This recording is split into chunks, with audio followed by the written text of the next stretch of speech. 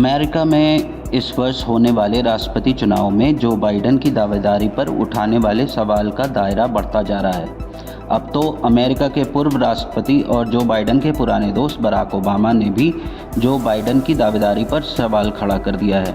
खबरों के मुताबिक ओबामा ने अपने सहयोगियों से कहा कि जो बाइडेन को अपने दावेदारी पर पुनर्विचार करने की ज़रूरत है।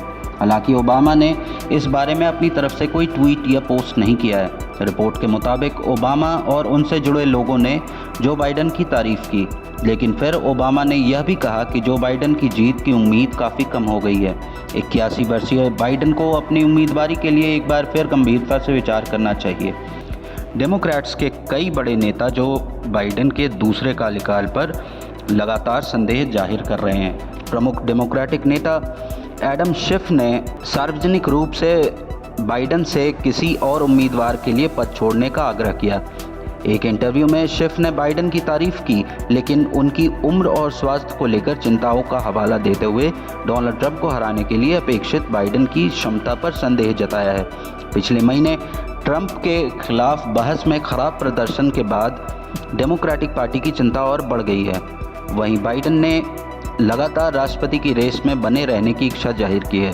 उनका कहना है कि वे अभी ट्रंप को हराने के लिए सबसे अच्छे उम्मीदवार हैं। ऐसे में दिखने वाली बात यह है कि जो बाइडेन अपने फैसले को बदलते हैं या नहीं।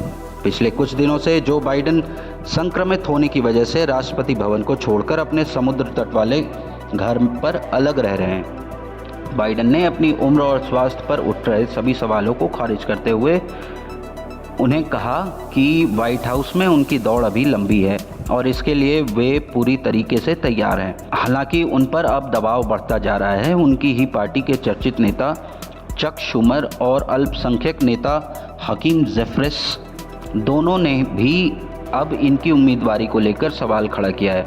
इन नेताओं ने चिंता जाहिर की है कि जो बाइडेन की उम्मीदवारी हमारी पार्टी की जीत की संभावनाओं को खतरे में डाल सकती है।